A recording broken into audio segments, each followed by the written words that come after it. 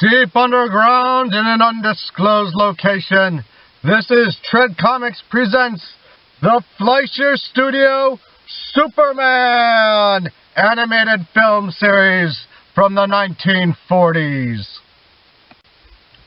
The Fleischer Superman cartoons are a series of 17 animated short films released in Technicolor by Paramount Pictures and based upon the comic book character Superman, making them his first animated appearance.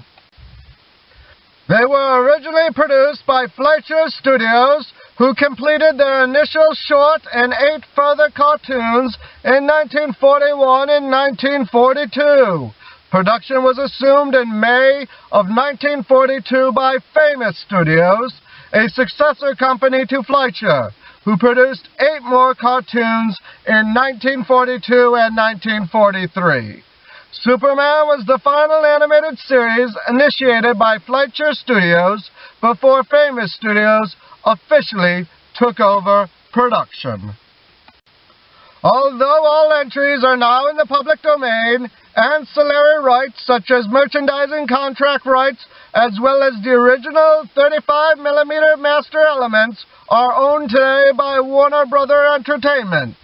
Warner Brother Entertainment has owned Superman publisher DC Comics since their purchase in 1967. Only the first 9 cartoons were produced by Fleischer Studios. Nonetheless, all 17 episodes are collectively known as the Fleischer Superman cartoons. In 1942, Fleischer Studios was dissolved and reorganized as Famous Studios, which produced the final 8 shorts. These cartoons are seen as some of the finest quality animated cartoons produced during the golden age of American animation. In 1994, the first entry in the series was voted number 33 on a list of the 50 greatest cartoons of all time by members of the animation field. By mid-1941, brothers Max and Dave Fleischer were running their own animation studio in Miami, Florida, and had recently finished their first animated feature film, Gulliver's Travels. The Fleischers were also well into production on their second, Mr. Bug Goes to Town. Not wanting to risk become overworked, the Fleischers were strongly opposed to the idea of committing themselves to another major project when they were approached by their studio's distributor and majority owner since May of 1941, Paramount Pictures. Paramount was interested in financially exploiting the phenomenal popularity of the then-new Superman comic books by producing a series of theatrical cartoons based upon the character. The Fleischers, looking for a way to reject the project without appearing uncooperative, agreed to do the series, but only at a per-episode budget number so exorbitantly high that Paramount would have to reject them instead. They told Paramount that producing such a conceptually and technically complex series of cartoons would cost about $100,000 per short. This was about 4 times the typical budget of a 6-minute episode of the Fleischers' popular Popeye the Sailor cartoon of that period.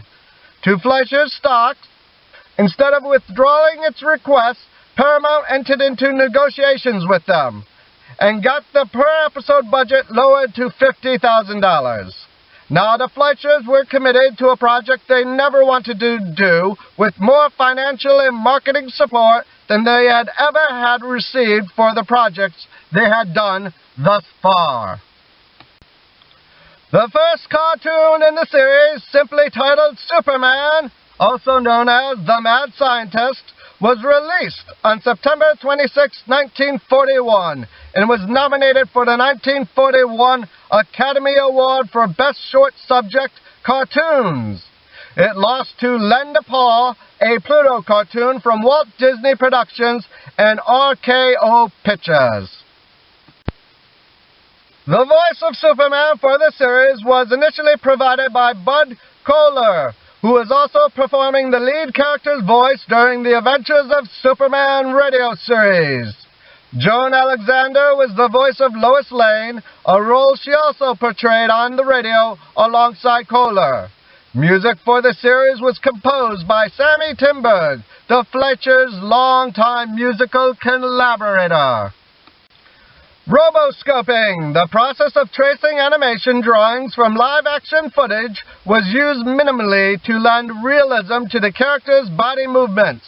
Many of Superman's actions, however, could not be roboscoped, such as flying, lifting very large objects, etc.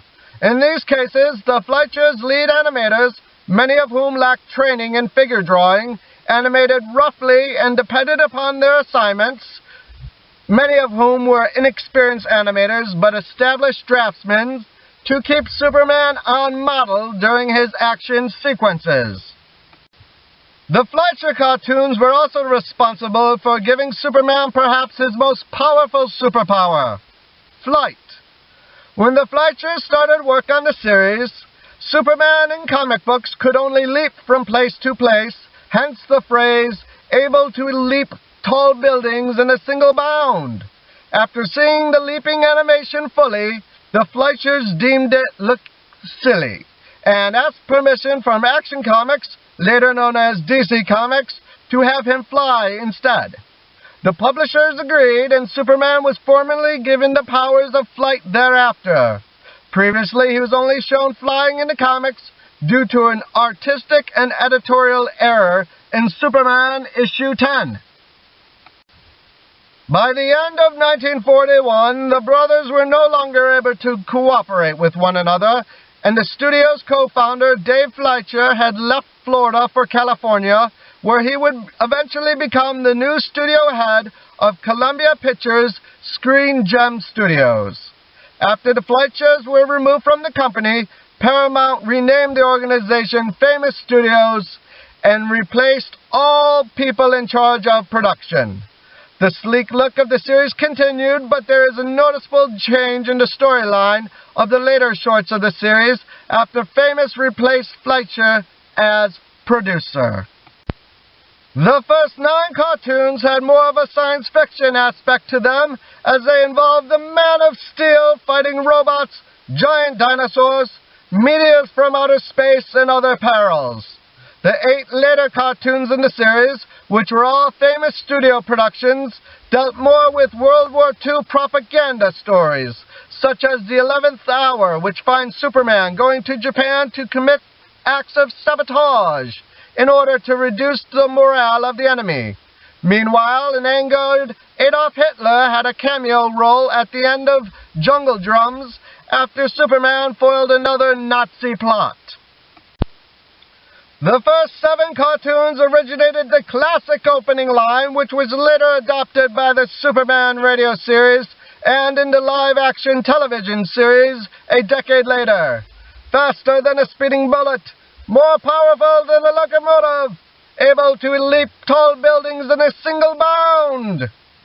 However, for the final 2 Fleischer-produced cartoons of the first of the 8 Famous studio-produced cartoons, the opening line was changed to faster than a speeding bullet, more powerful than a locomotive, able to soar higher than any plane. For the remaining Fleischer Famous studio-produced cartoons, the opening line was changed yet again to faster than a streak of lightning, more powerful than a pounding surf, mightier than a roaring hurricane. For international prints of Superman cartoons starting with the 11th Hour, the opening line is faster than a streak of lightning, more powerful than a pounding surf, mightier than a roaring hurricane. This series also featured a slight variation of the now classic exclamation, "Up in the sky, look! It's a bird! It's a plane! It's Superman!"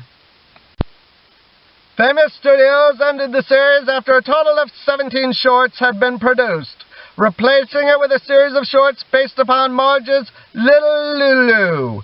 The high cost of the series kept it from continuing in the face of budgetary restrictions that were imposed after removing the Fleischers from the studios.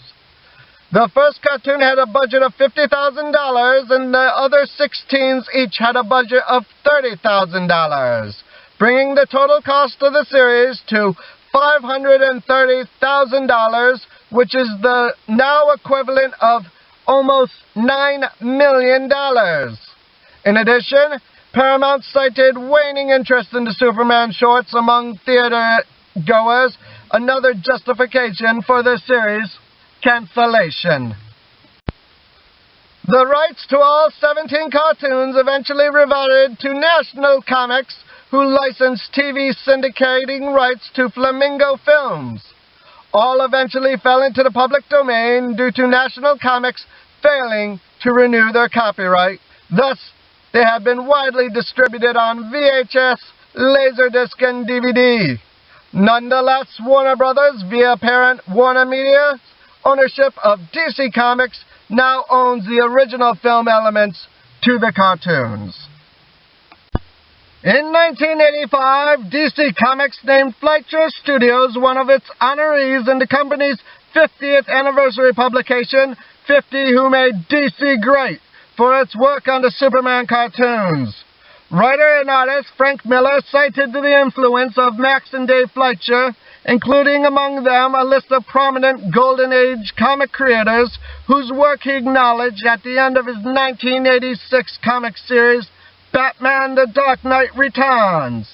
The series strongly influenced the creation of the acclaimed animated television series, Batman the Animated Series, as well as the similar-looking Superman the Animated Series. Comic book artist Alex Ross has also listed the shorts amongst inspiration for his take upon the Superman look. And now, Tread Comics is proud to present the Fleischer Superman series, Jungle Drums. Jungle Drums is the 15th of 17 animated Technicolor short films based upon the popular DC comic character of Superman, created by Jerry Siegel and Joe Shuster. Jungle Drums was produced by Famous Studios and was originally released to theaters by Paramount Pictures on March 26th of the year 1943. And now, without further ado, Tread Comics presents Superman in Jungle Drums.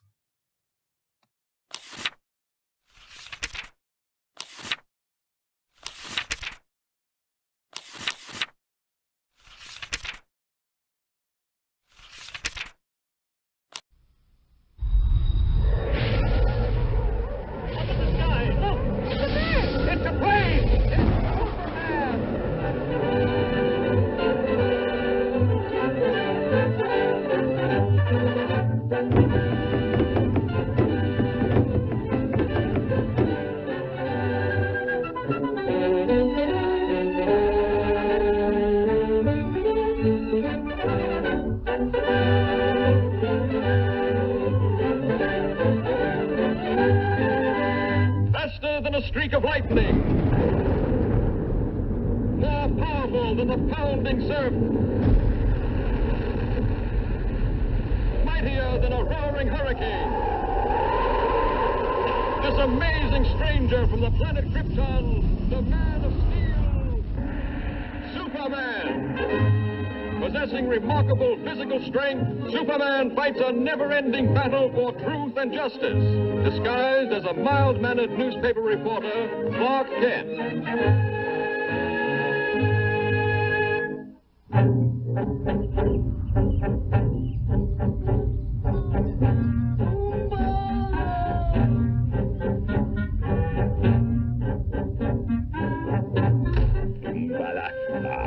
I'm sick of this fool masquerade. I shall be glad when I'm finished with my work here. Captain, the submarine fleet commander is impatient for news of the American convoy. He will be advised of its location shortly. To your post. By stealth.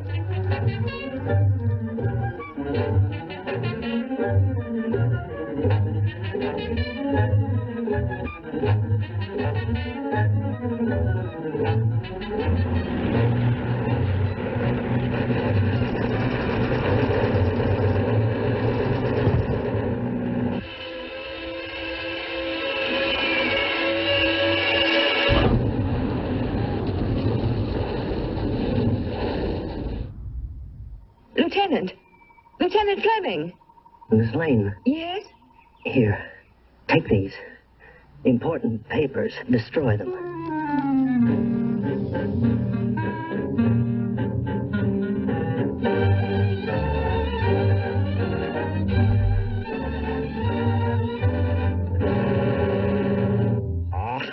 American stubbornness. I give you just 10 minutes to remember what you did with those papers, or I will be forced to brighten your memory with fire. So what? Das ist genug.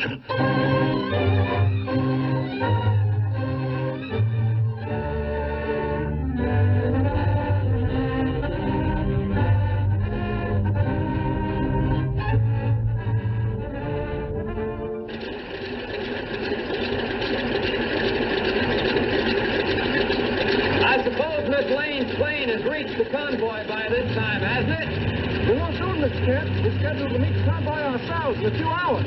That's fine. How's that, sir? I said that's fine.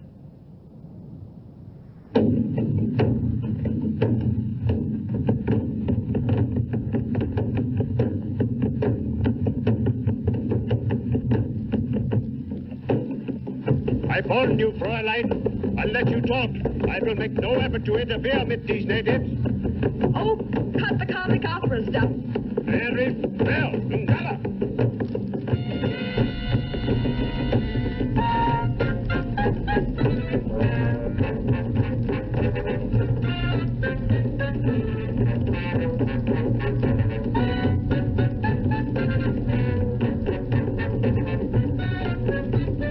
Even now, if you tell me the location of the papers, I have them. Look! Your Yankee flatty was in vain. Hurry! Contact submarine fleet commander at once. Jawohl.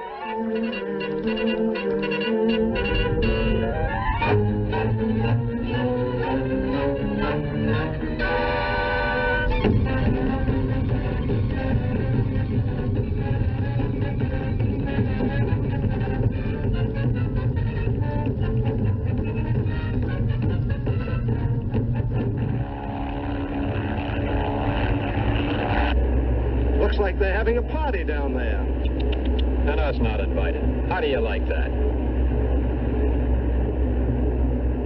What's that? It's Fleming's ship. Empty. I wonder.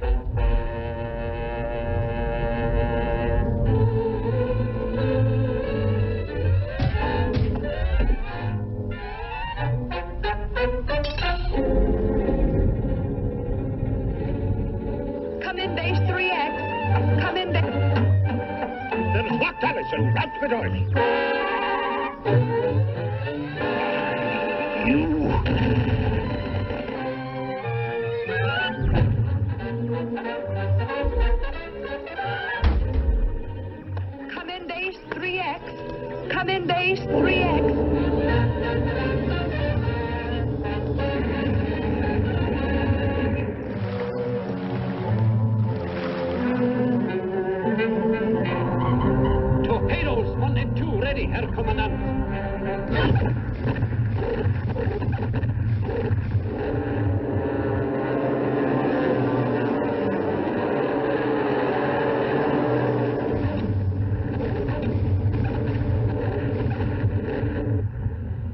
The War Department goes on to say that during this action, an entire fleet of Axis submarines was destroyed by American dive bombers, affording the troop ships a safe crossing. On the mighty mission, praise the Lord, and has the ammunition and will